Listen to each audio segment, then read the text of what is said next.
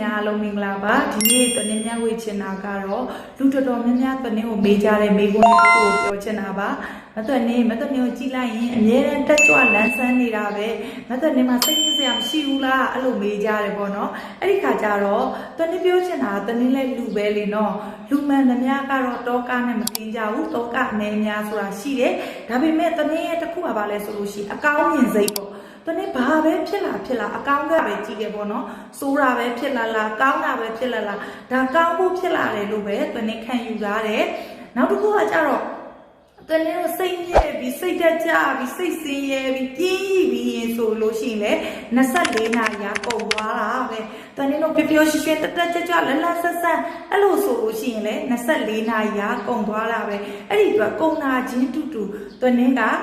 ပျော်ပျော်ရွှင်ရွှင်နဲ့တက်ကြွလန်းလန်းဆန်းဆန်းနဲ့ပဲ24နာရီကိုကုံဆုံးချင်တဲ့လူမျိုးပေါ့နော်အဲ့ဒီအတွက်ကြောင့်တနင်္ဘာဖြစ်လဲအမြဲတမ်းတက်ကြွလန်းဆန်းနဲ့ဘာကြောင့်လဲတနင်္ယုံကြည်တဲ့အရာရာဖြစ်လာတာကကောင်းဖို့ဖြစ်လာတယ်လို့ပဲတနင်္လက်ခံထားတယ်နေ့ရက်တိုင်းကိုအကောင်းဆုံးငါဖြတ်တန်းမယ်ဖြစ်လာတဲ့အရာမြန်သမျှကိုအကောင်းဘက်ကပဲကြည့်မယ်အဖြေတွေပဲရှာမယ်ဆိုတဲ့စိတ်နဲ့တနင်္ဖြတ်တန်းတဲ့အခါမှာနေ့ရက်တိုင်းကတနင်္အတွက်ကစိတ်ညစ်စရာတွေရှိပေမဲ့အဲ့ဒီထက်ကိုတနင်္အတွက်ကတက်ကြွလန်းဆန်းဖို့လိုတယ်လို့ခံယူရတဲ့အတွက်ကြောင့်တနင်္ကအများနဲ့တက်ကြွလန်းဆန်းနေခြင်းဖြစ်ပါတယ်အဲ့ဒီအတွက်မိတ်ဆွေတို့ကိုလည်းတနင်္ပြောချင်တာက24နာရီအချိန်တန်ကုန်သွားပါမယ်အဲ့ဒီအတွက်ကြောင့်ကိုယ့်ရဲ့နေ့ရက်တွေကိုတန်မိုးရှိစွာနဲ့တက်ကြွလန်းလန်းဆန်းဆန်းဖြစ်လက်နီးလန်းနေရှာဖွေပြီးတော့ကုံဆုံးကြပါလို့ပြောချင်ပါတယ်အားလုံးကျေးဇူးတင်ပါတယ်ရှင်